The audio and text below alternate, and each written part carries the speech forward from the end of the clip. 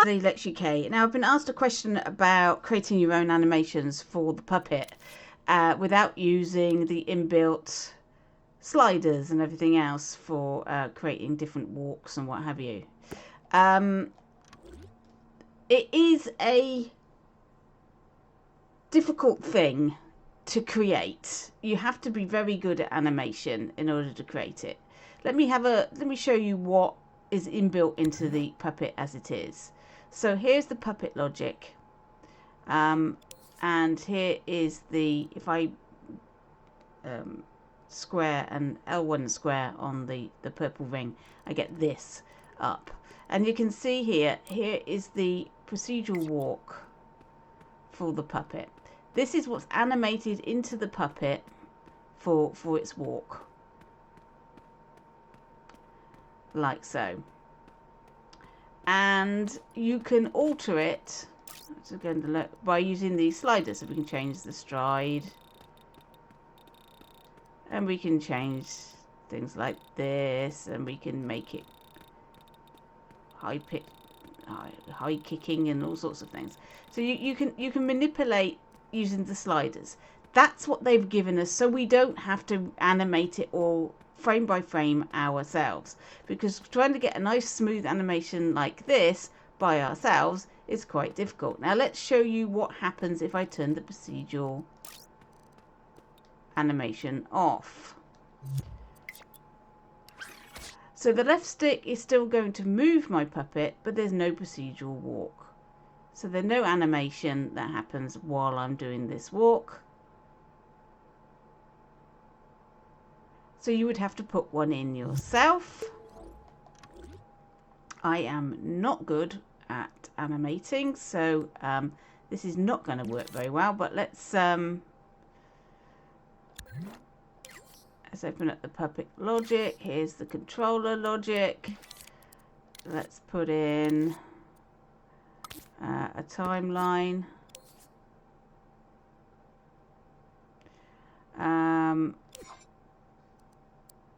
We'll have it on a loop.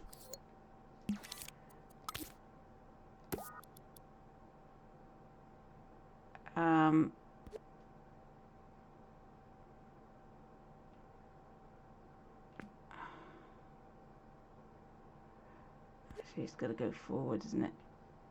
It's there. I'm just going to do a really simple walk that I don't even know. Right, okay. And we'll move his pelvis forwards. We need to bend the knee.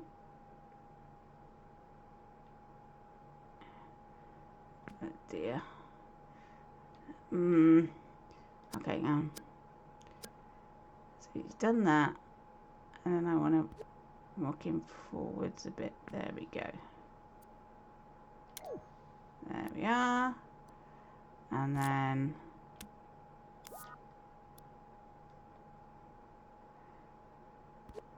we want that foot to go there.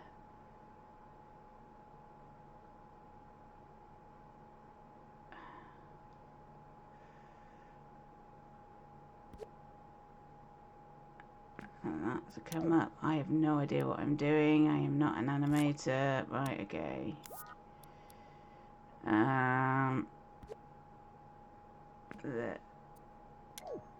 There we go. That'll do.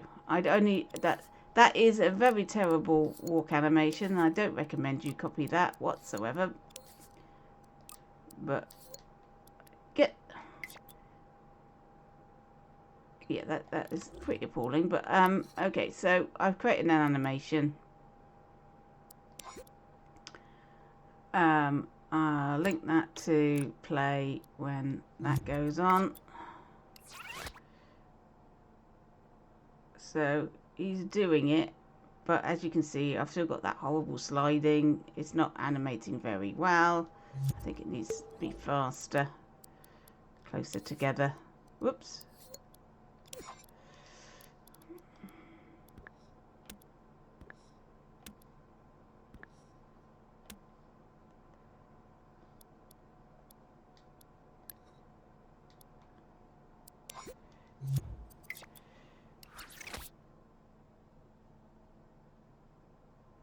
So ideally, you'd only want him to move on the step, and you've got to create a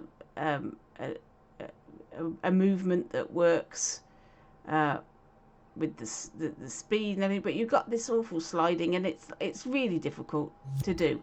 So I don't recommend you even attempt this, because it's going to take ages to do, and there's no need, because the thing's built in. However, I tell you what you can do. We've got that movement in there that I did. Let's turn on the procedural stuff back. So that animation I created is there. The walk is there. With my really bad walk. So I would recommend you leave the procedural walk on and then just animate over the top. So I'm going to just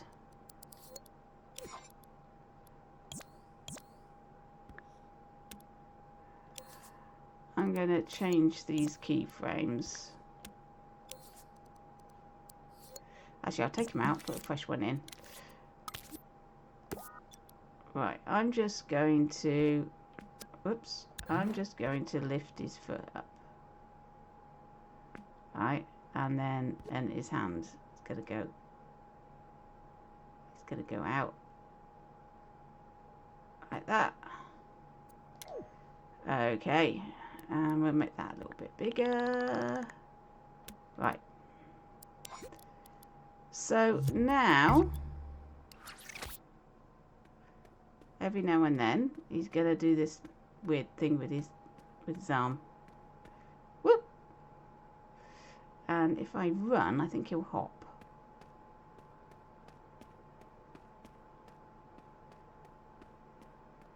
Yeah, there we go. So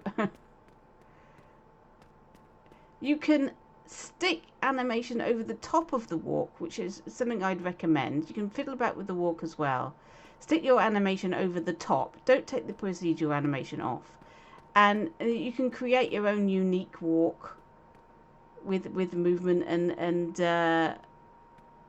everything without having the issue of trying to do it from scratch.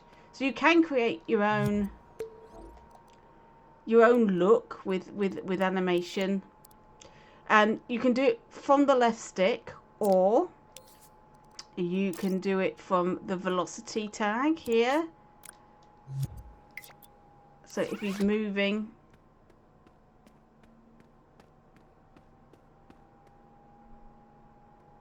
he'll do this weird thing every now and then. And you can create an animation that's a lot longer than this, so it's got a little bit more interest.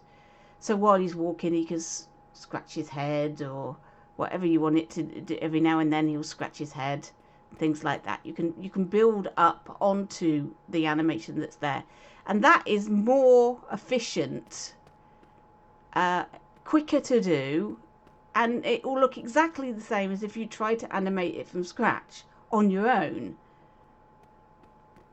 So get hold of some animation steps, instructions, and see where you've got to position everybody's arms and legs to get the walk that you want.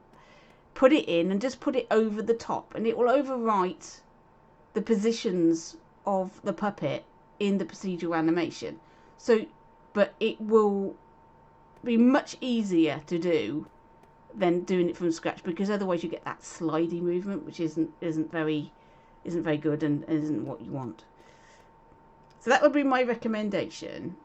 If you want to make your own animation for your character, and you want it to be a little bit more complicated with like delays in it and things like that, and you can make multiple timelines that that run on a randomizer, so you can have different walks and different things. There's an awful lot you can do to make this unique for yourself without turning the procedure animation off and making it much more difficult to actually animate. So leave it on.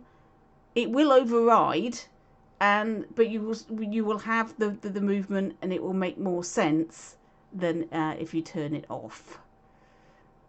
But if you really need to, if you really have to, then this is where you turn it off. You have to turn off both procedural animation and procedural walk, and then you get that slidey thing, and that's useful for vehicles and things like that. So there's a use for it, but for creating your own procedural animation, I'd leave it on and just override over the top. I hope that was useful for somebody. Thanks for watching. I'll catch you in your dreams.